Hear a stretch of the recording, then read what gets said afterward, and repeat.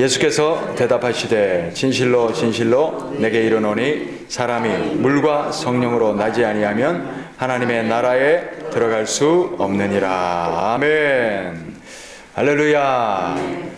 우리 지난 2시간에 걸쳐서 우리가 성령님이 우리 안에 오시면 어떤 일이 일어나는가, 우리가 왜 성령님을 받아야 되는가, 그것을 말씀드렸습니다.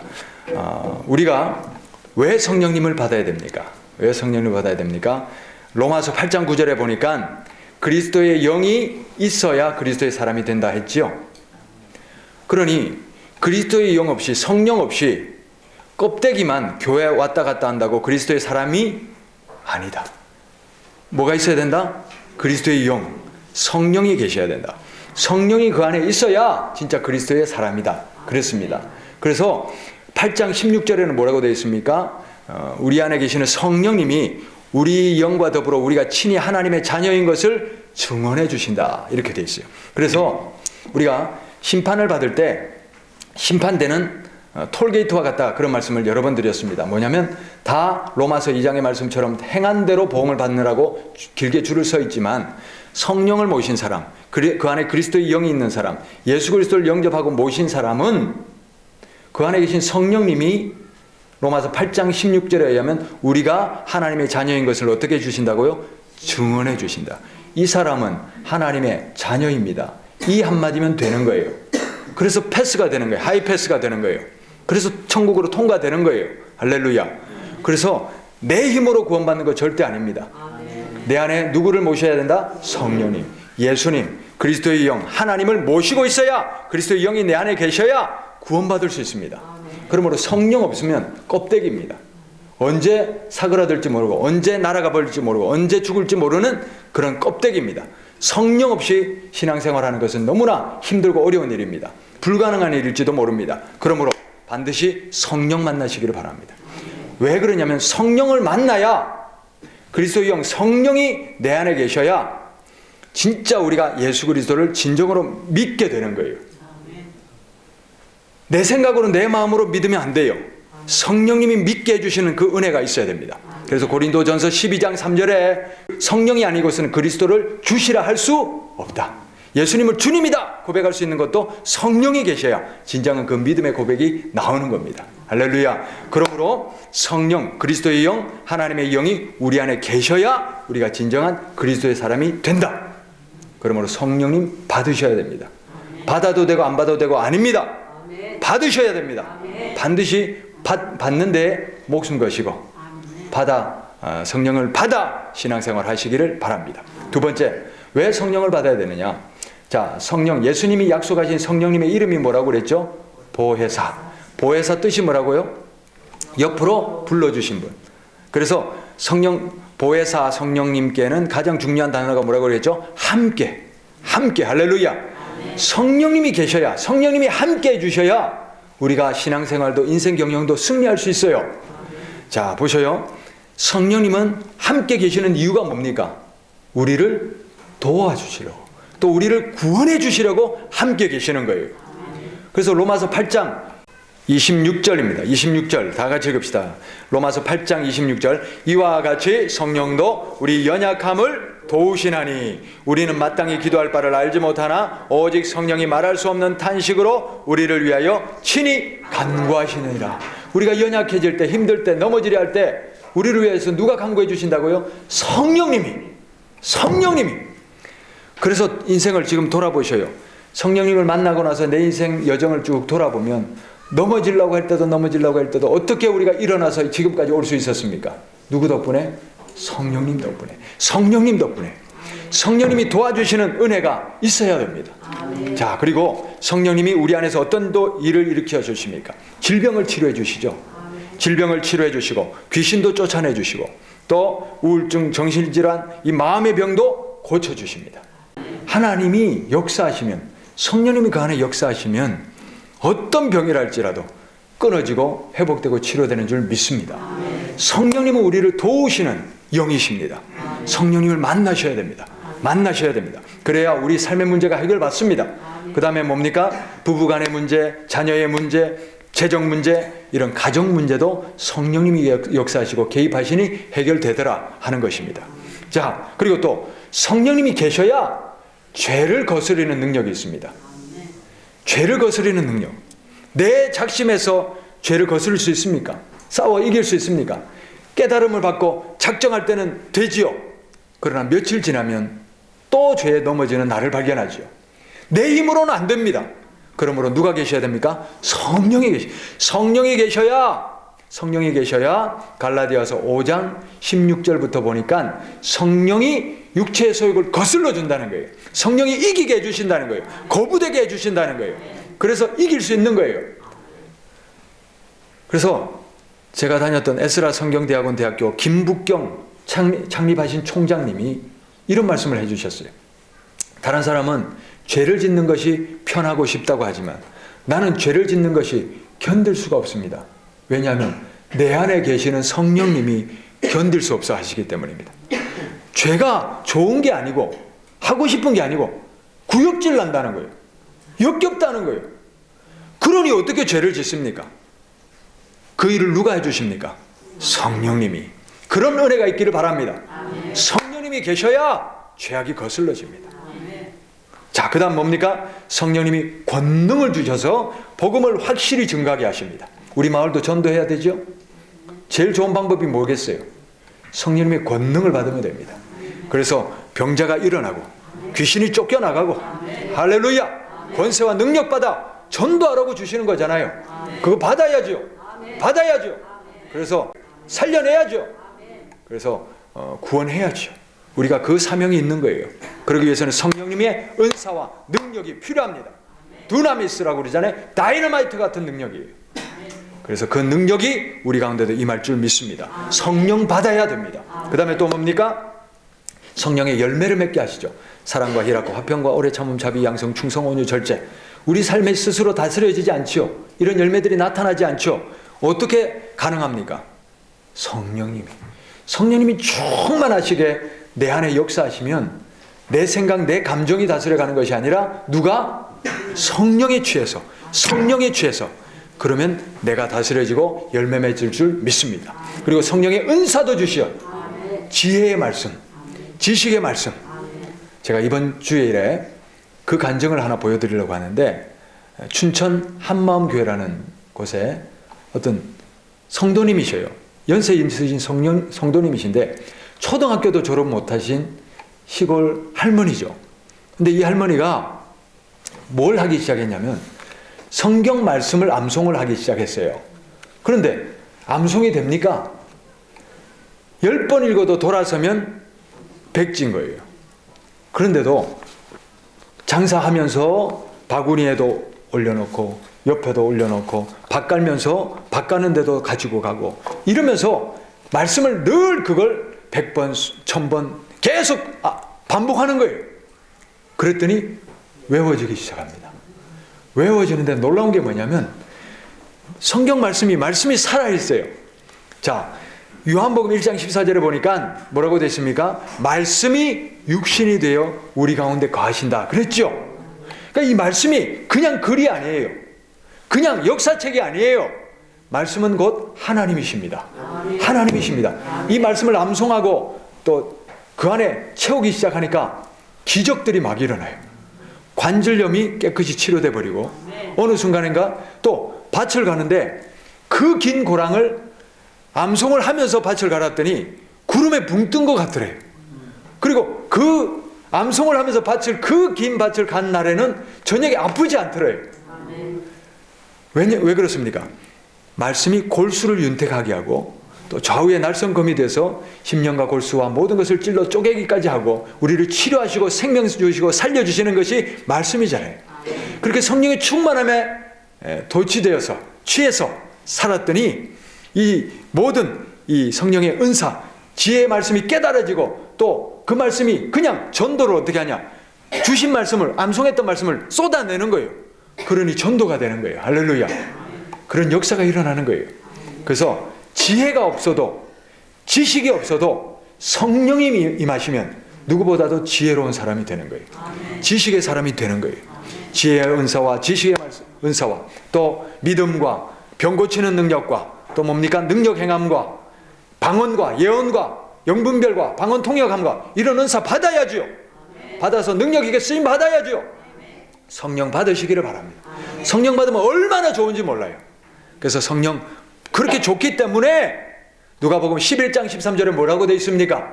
아버지가 자식에게 좋은 걸 주잖아요. 그렇듯이 구하는 자에게 뭘 주신다? 성령을 주시지 않겠느냐. 할렐루야. 성령 구했다는 말도 없어요. 그런데 좋은 것 주시는 아버지 소개하고는 구하는 자에게 뭘 주신다? 성령 주신다. 왜 성령을 주실까요? 성령이 제일 좋으니까. 제일 좋은 선물이니까. 성령 받으시기를 바랍니다. 이 좋은 선물을 받으셔야죠.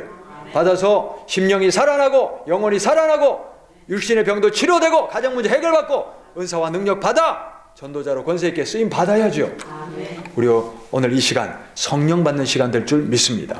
자, 우리 모두 반드시 성령 만나야 됩니다. 성령 받지 않고 신앙생활 하는 사람은 자동차를 타고 다녀야 되는데 자동차 밀고 다니는 사람과 같아요. 뭐라고요? 성령 받지 않고 신앙생활 하는 사람은 자동차를 뭘 한다고요? 밀고 다녀요. 얼마나 힘들어요. 힘들어요. 퍼져요. 그러지 마시기 바랍니다. 성령 없이 내 생각으로 예수 믿어집니까? 자, 내 생각으로 예수 믿으려 하면 어느 때는 믿어졌다가 어느 때는 안 믿어졌다가 그럽니다. 그것은 온전한 믿음 아닙니다. 그 믿음으로는 구원 얻지 못합니다. 성령님이 믿어지게 하시는 은혜. 그래서 때려 죽여도 예수님 계시다. 이렇게 믿어지는 은혜가 있기를 바랍니다. 또 성령 없이 내 의지로 말씀이 행해집니까? 작심삼일입니다. 다 경험해봤잖아요. 그렇죠? 내 의지로는 작심삼일이에요. 그것 가지고는 안 돼요. 성령님이 내 안에 죄를 거슬러 주시는 그 은혜와 능력이 있어야 우리가 말씀대로 살아낼 줄 믿습니다. 성령님이 함께 해주시고 도와주셔야 신앙생활도 인생 경영도 승리하는 거예요. 자, 성령의 기름을 채우시고 기도의 불꽃을 점화해서 힘있게 권세있게 살아갈 수 있는 우리 모두가 되기를 바랍니다. 성령 받아야 됩니다. 자, 그러면 어떻게 성령 받을 수 있습니까? 성령을 어떻게 받느냐? 자, 오늘 요한복음 3장 5절 말씀. 예수께서 대답하시되 진실로 진실로 내게 이르노니 사람이 뭐라고 되어 있습니까? 물과 성령으로 나지 아니하면 하나님의 나라에 들어갈 수 없느니라. 천국 가야지요? 구원받아야지요? 그러려면 어떻게 하라? 물과 성령으로 거듭나라는 거예요. 거듭나라는 거예요. 자, 물과 성령으로 거듭난다는 말이 뭡니까? 자, 물로 거듭난다는 것은 물은 물 세례를 말합니다. 뭐라고요? 물 세례. 자, 이 당시에 예수님 당시에 많은 사람들이 세례 요한에게 와서 물로 세례를 받았어요. 물 세례의 의미를 자세히 알려주는 것이 마태복음 3장입니다. 마태복음 3장 1절부터 5절 말씀. 3장 1절부터 5절 읽읍시다.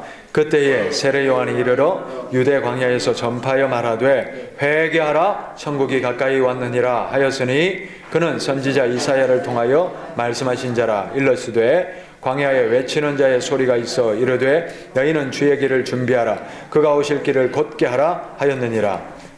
자, 5절 읽읍시다. 이때에 예루살렘과 온 유대와 요단강 사방에서 다 그에게 나와 자기들의 죄를 자복하고 요단강에서 그에게 세례를 받더니. 자, 세례를 받죠.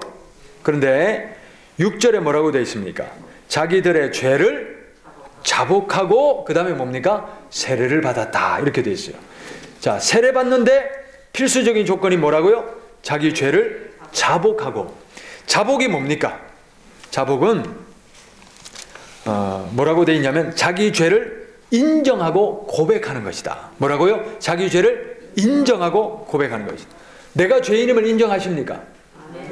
자, 내 죄를 인정하고 고백하는 것, 그것을 하고 뭐를 받았다? 물세례를 받았다. 그렇게 되어 있죠. 자, 11절 말씀. 11절 12절. 나는 너희로 하게 하기 위하여 물로 세례를 베풀거니와 내 뒤에 오시는 이는 나보다 능력이 많으시니 나는 그의 신을 들기도 감당하지 못하겠느라. 그는 성령과 불로 너희에게 세례를 베푸실 것이요. 할렐루야. 세례의 목적은 뭐냐면 회개입니다. 뭐라고요? 회개다. 물로 몸을 씻는 것처럼 자기가 죄인임을 고백하고 죄를 씻어내는 것, 이것이 바로 세례입니다. 그래서 이 회개와 세례는 뗄 수가 없다. 뗄 수가 없다. 뭐와 뭐는요? 회개와 세례는 뗄 수가 없는 필수적인 관계입니다. 자, 그렇다면 성령 세례와 불세례는 뭡니까? 자, 성령 세례와 불세례를 최초로 받는 장면이 사도행전 2장입니다. 자, 펴셔요. 자, 사도행전 2장. 이 장면이 뭐라고요? 성령 세례입니다. 불세례, 성령 세례입니다. 어떻게 성령 세례를 받았나? 읽읍시다. 오순절 날이 이미 이르매 그들이 다 같이 한 곳에 모였더니 약 120명의 성도가 예수님이 부활하시고 나서 성령을 기다리라 말씀하셔서 성령 받으려고 오로지 기도에 힘쓰니라 이렇게 되어 있어요. 마가 다락방, 이 다락방에 모여서 뭐 했다고요? 성령을 달라고 오로지 기도에 힘쓰고 모여있는 그 자리입니다. 2절 말씀. 호련히 하늘로부터 급하고 강한 바람 같은 소리가 있어 그들이 앉은 온 집에 가득하며 마치 불의 혀처럼 갈라지는 것들이 그들에게 보여 각 사람 위에 하나씩 임하였다. 뭐가요? 불의 혀. 불이 각 사람 위에 이렇게 쪼개져서 다 임하였다. 이렇게 되어 있어요. 그래서 성령과 불은 밀접하게 관련이 있습니다. 제가 대학생 2학년 때 성령 세례를 받을 때는 불덩어리가 저 안에 들어왔어요.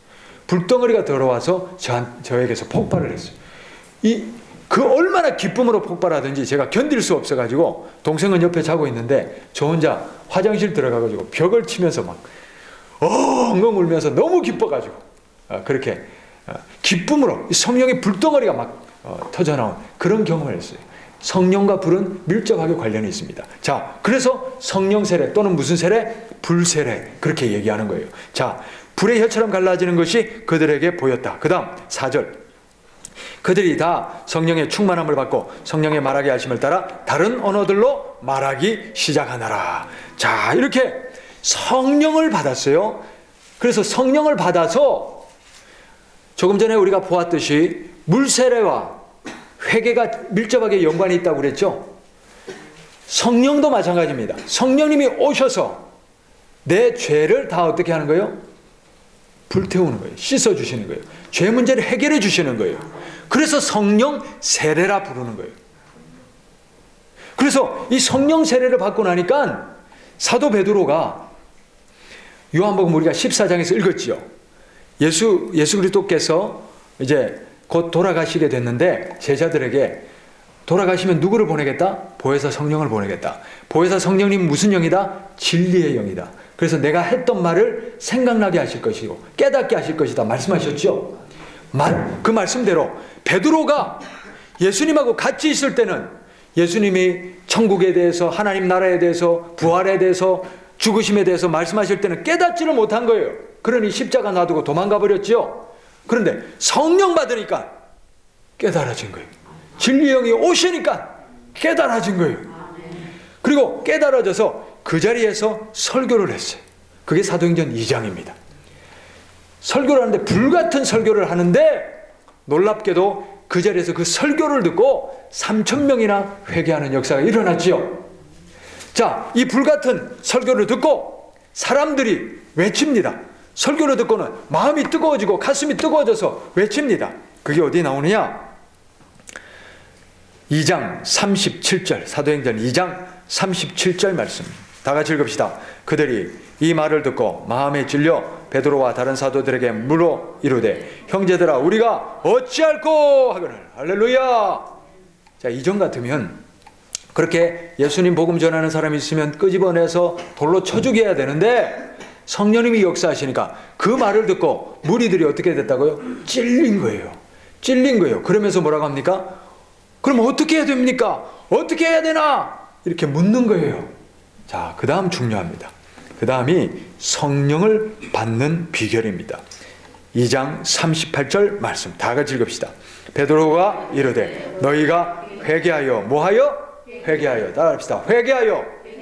각각 예수 그리스도 이름으로 세례를 받고 죄 사함을 받으라. 그리하면 성령의 선물을 받으리라. 할렐루야. 자, 회개를 하고 그 다음에 뭐예요? 세례를 받으라. 물세례, 이 물세례겠죠? 자, 이 세례 요한에게 사람들이 와서 자기 죄를 어떻게 했다고요? 자복하고 물세례를 받았지요? 여기도 마찬가지지요?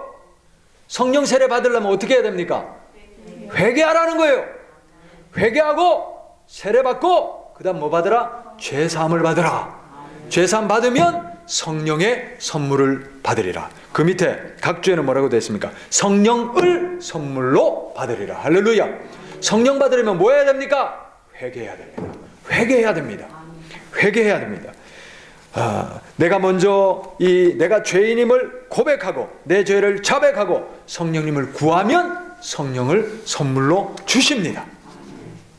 성령님은 말 그대로 거룩한 영이죠. 거룩한 성령님이 내 안에 오시기 위해서는 내 안에 더러운 것들이 청산되지 않고 성령님이 오실 수가 있겠습니까? 그러므로 회개하십시다. 회개가 있어야 성령을 받고 싶으면 회개하셔야 됩니다. 회개하고 내가 죄인임을 시인하고 고백하고 회개하여야 됩니다.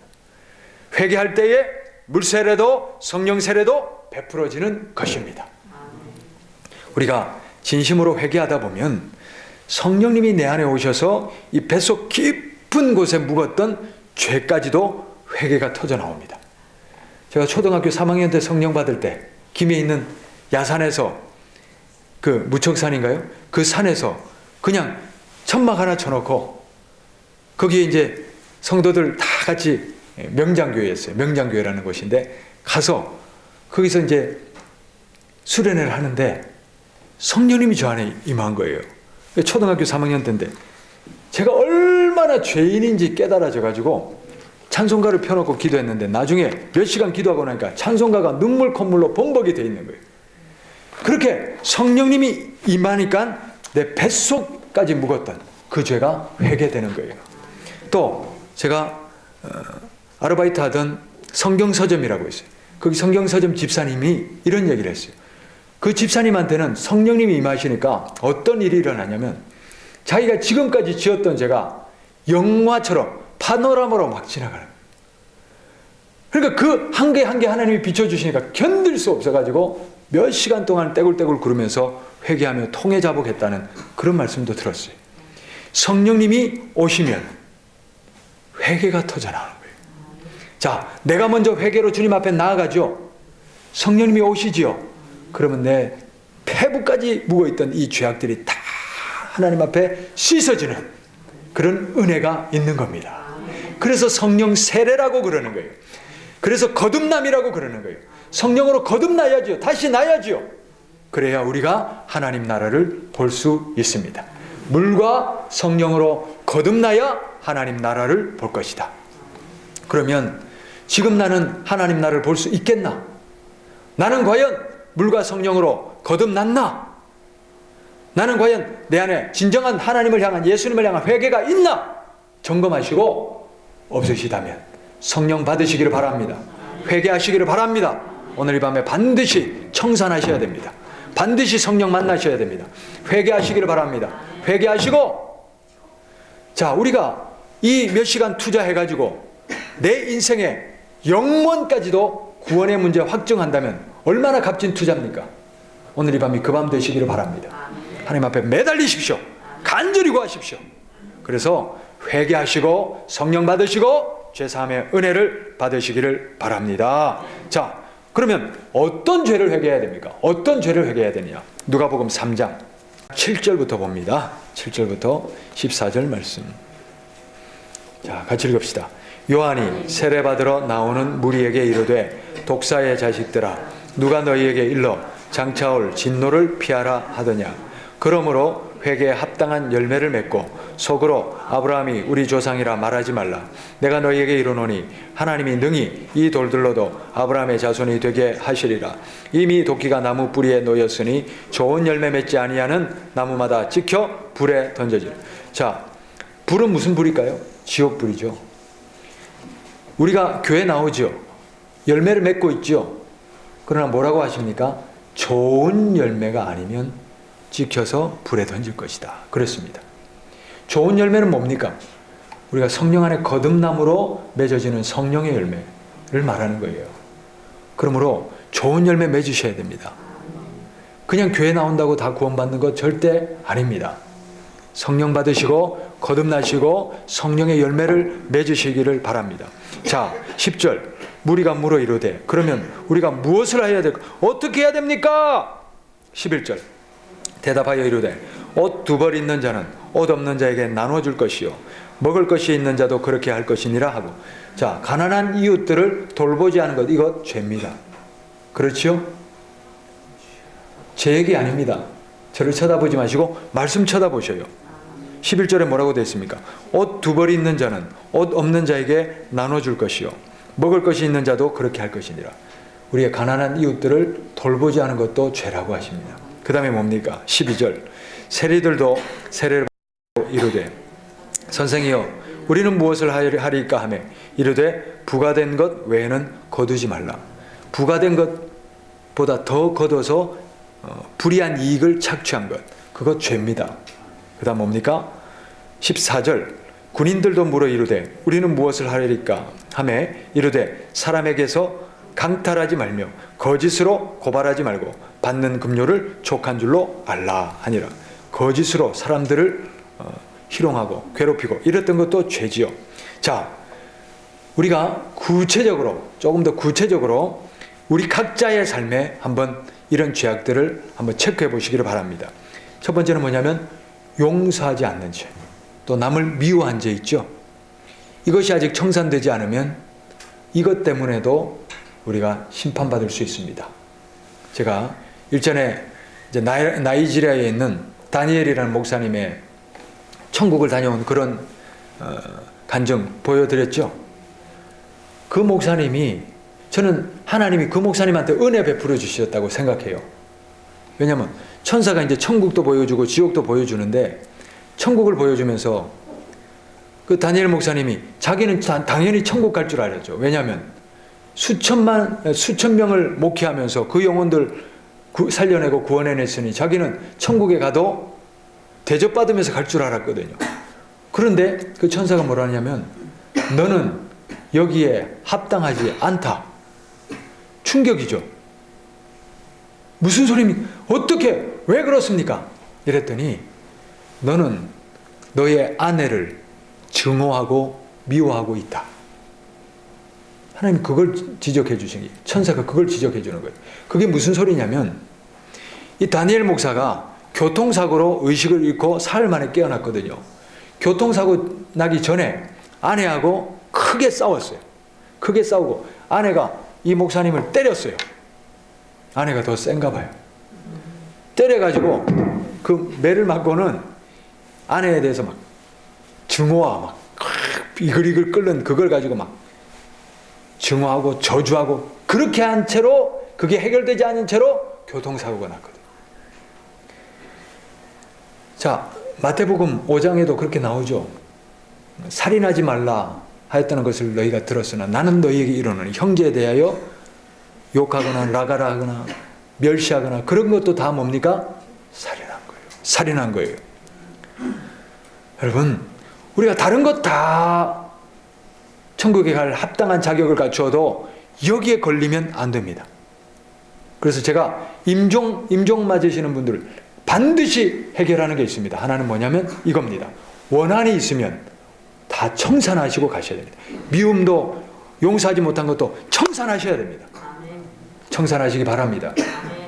자, 왜 그러냐? 이 목사님을 하나님이 은혜 주셨다고 생각해요. 너 내려가서 그거 청산하고 다시 와라. 그래야 내가 받아주겠다. 너희가 남의 죄를 용서하지 않으면 천부께서도 하늘 아버지께서도 너희 죄를 용서하지 않으실 것이고, 너희가 용서하면 하나님 아버지께서도 너희를 용서하시리라. 용서하지 못한 죄가 있습니까? 남을 여전히 미워하고 있습니까? 증오가 있습니까? 오늘 이 시간부로 깨끗이 청산하시기 바랍니다. 그 다음, 죄악과 정욕을 끊지 않고 즐기는 죄 청산하시기 바랍니다. 은근히 즐기는 죄악 오늘 이 시간부로 깨끗이 끊어지시기를 바랍니다. 내 의지로 안 됩니다. 성령 받아 충만함을 받아 죄악이 역겨워지는 은혜가 있기를 바랍니다. 죄악이 구역질 나는 은혜가 있기를 바랍니다. 죄악이 싫어지는 은혜가 있기를 바랍니다. 그 다음 거짓말하고 남을 속였던 죄 청산하셔야 됩니다. 그 다음 뭡니까? 게을러서 가족을 돌보지 않고 열심히 주를 섬기지 않은 죄. 게으르지 말고 열심을 품고 주를 섬기라. 전도와 말씀 전파와 하나님 앞에 맡겨주신 사명에 부지런하지 못하고 게을렀던 죄 회개하십시다. 그 다음 다른 사람을 차별한 죄, 멸시하거나 차별한 질투하거나 시기한 것도 하나님 나라를 유업으로 받지 못하리라. 인색하고 어려운 이웃을 돌보지 않은 죄, 또 남을 욕하고 가족들 욕하고 상처 주고 폭력을 행했던 죄, 오늘 이 밤에 다 청산하실 수 있기를 바랍니다. 교회를 헐뜯고 성도 간에 멸시한 죄 우리가 청산해야 됩니다. 제가 이렇게 목회 생활을 쭉 하다가 살펴보면 교회가 이렇게 분열된 교회에서 이렇게 나온 성도들 있죠. 신기하게도 어떤 교회를 가도 그런 쪽에 이렇게 역할을 합니다. 교회를 자꾸 분열시키고 이간질하고 이런 쪽의 역할을 합니다. 왜 그러냐? 거기에 있는 그 교회를 쪼개기 위해서는 마귀 사탄이 얼마나 날뛰고 역사했습니까? 그렇죠? 그 어둠의 권세가 그에게도 임한 거예요. 그러니 어디로 가도 그런 역할들을 하게 되는 거예요. 이런 것도 성령으로 다 끊으셔야 됩니다. 끊어져야 됩니다. 그래서 우리가 과거에 접하고 묵었던 이 우리가 여러 가지 조상제도 회개한다고 그러잖아요. 그렇죠? 우리가 그런 것처럼 모든 죄악의 빌미들, 그 틈을 타고 우리에게 파고들어오는 마귀 권세들도 다 오늘 이 밤에 끊으시기를 바랍니다. 성령마다 끊어지시는 은혜가 있기를 바랍니다. 자, 이런 것들이 우리 안에서 회개가 일어나고 끊어져야 거룩하신 성령이 우리 안에 오실 수가 있는 것입니다. 이 시간 내게 걸리는 죄가 있다면 예수님 앞에 진심으로 회개합시다. 회개하고 죄사함 받고 성령을 선물로 받는 오늘 이 밤이 되시기를 바랍니다. 성령 받아야 내 영혼이 삽니다. 성령 받아야 우리 가정이 살고요. 성령 받아야 교회가 살고 성령 받아야 나라의 역사의 희망이 있는 겁니다. 자, 회개하고 성령을 받으라. 할렐루야. 회개합시다. 성령 받읍시다. 진정으로 내가 죄인임을 하나님 앞에 고백하는 오늘 이 밤이 되시고 성령을 선물로 주시는 하나님의 은총을 받으시는 성령을 선물로 받으시는 그런 이 밤이 되시기를 바랍니다.